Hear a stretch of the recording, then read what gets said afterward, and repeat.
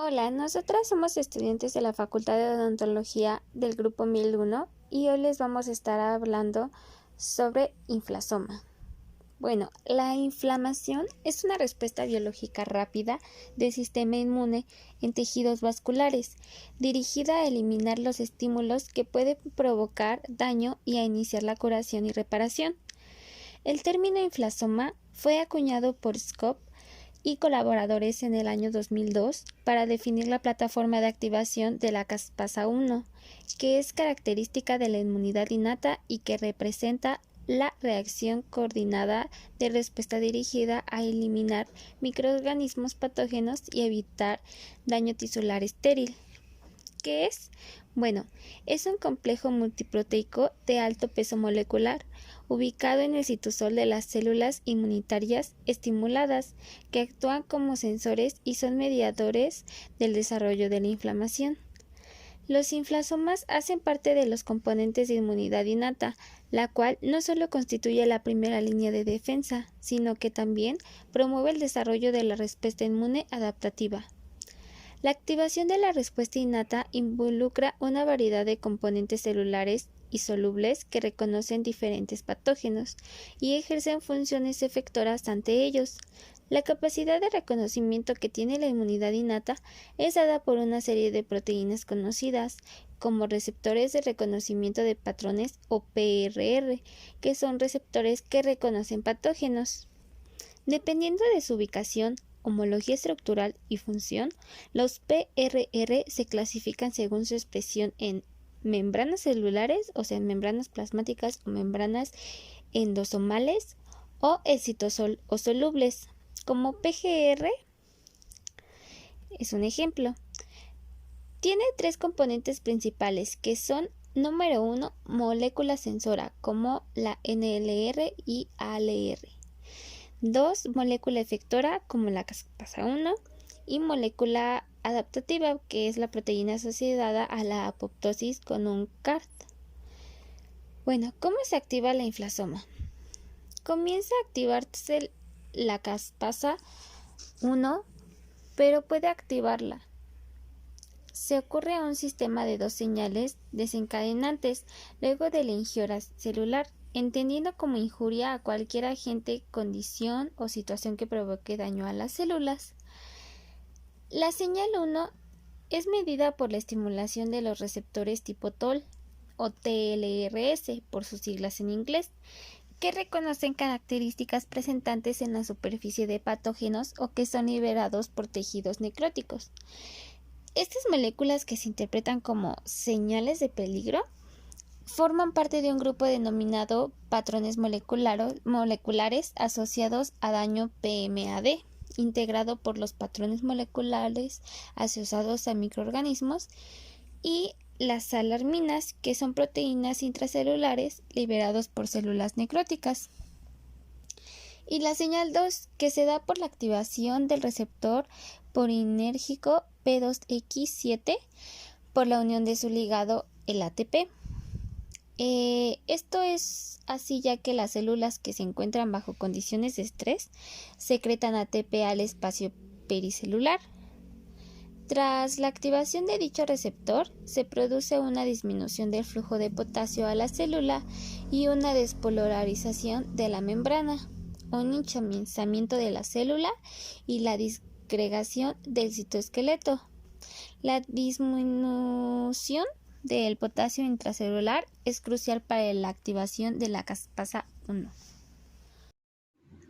Una vez activada la caspasa, se liberan interleuquinas IL-1 beta e IL-1/8 y genera la inflamación y la muerte celular de tipo piroptosis. La piroptosis es una muerte celular programada de tipo inflamatoria, dependiente de la enzima caspasa-1, la cual está asociada con una respuesta durante la inflamación y tiene características tanto de la apoptosis y de la necrosis. Después se da la liberación de segundos agonistas, como el ATP y hialuronano o ácido úrico, ocasionando la activación paracrina del inflamosoma y por último la propagación de la cascada inflamatoria. Entre los tipos de inflamasoma más relevantes se encuentra el NLRP3. Este inflamasoma es el mejor caracterizado hasta la fecha, también conocido como criopirina. Este inflamasoma está formado por la proteína NLRP3, la proteína adaptadora ASC, es decir, Apoptosis Associated Spike-like Protein y una procaspasa 1. El inflamosoma NLRP3 se encuentra principalmente en macrófagos, monocitos, células dendríticas y neutrófilos. Ayuda en la defensa contra infecciones. También puede inducir choque séptico o empeorar la aterosclerosis cuando se activa de manera no controlada o se inhibe a la cinasa Kb. Es intracelular y sirve de sensor citosólico frente a eventos celulares, como la salida de potasio, especies reactivas de oxígeno mitocondriales, liberación de ADN mitocondrial o liberación de contenido lisosomal. Además de que su estimulación se da mediante moléculas microbianas. Otro tipo de inflamasoma es el NLRP1, que es indispensable en los mecanismos de defensa contra Bacillus atharsis. Tiene una falta de dominio CARD y en los humanos necesita de una molécula adaptadora. También está el NLRC4, que puede reaccionar directamente con la caspasa 1. Es el principal sensor de bacterias como Salmonella, Shigella flexneri, Pseudomonas aeruginosa y Legionella pneumophila. Este tipo de inflamosoma necesita de más moléculas NLR para poder activarse, llamadas NLR Family Apoptosis Inhibitory Proteins, o por sus siglas en inglés NAIPS.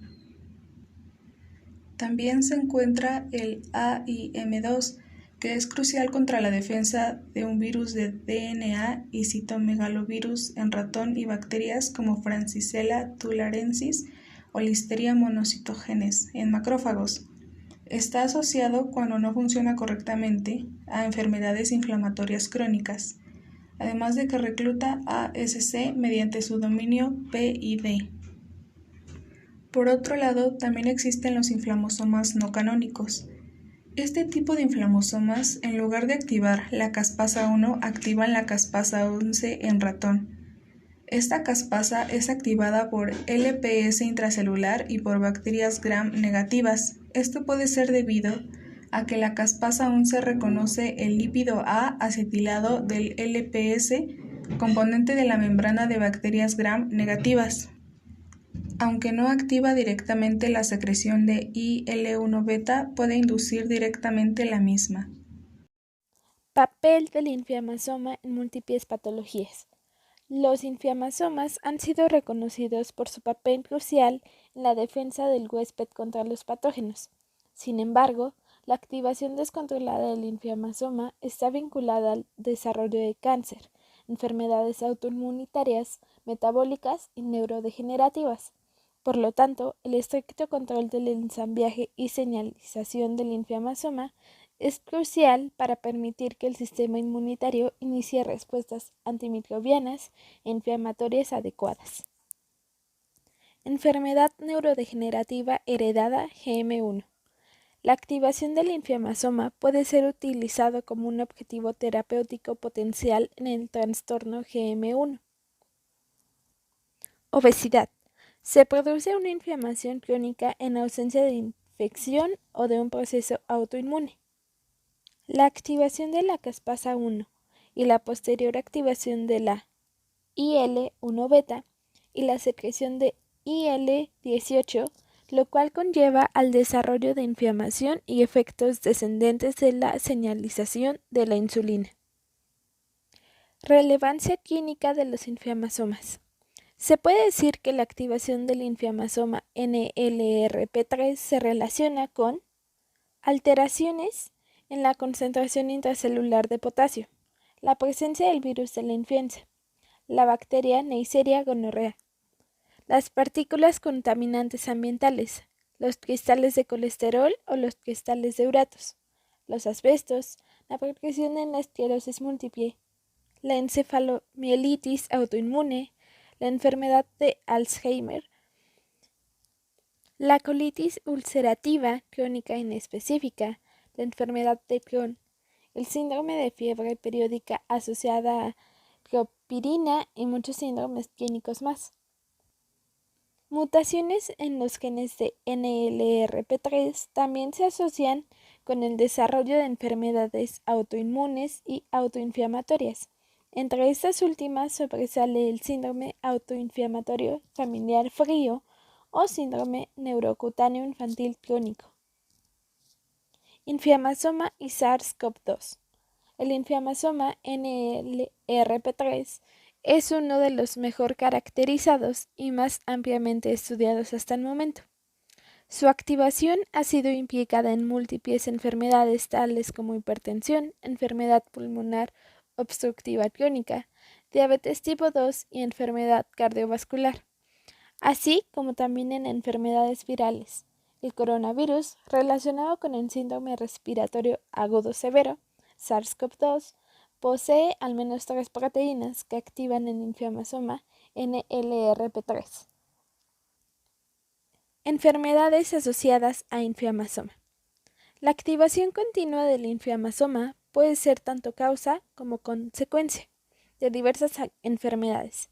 Entre ellas se puede mencionar la hiperhomocisteinemia, la cual es un desorden metabólico como resultado de la falla en la eliminación de homocisteína y se convierte en un importante factor patológico tanto en la progresión de la etapa final de la enfermedad renal como en el desarrollo de las complicaciones cardiovasculares asociadas a dicha etapa, debido a que el exceso de homocisteína induce a la formación del inflamasoma NLRP3, el cual es una maquinaria molecular intracelular que inicia la respuesta inflamatoria y produce daño de manera directa en los podocitos del glomérulo, generando la aparición de esclerosis glomerular.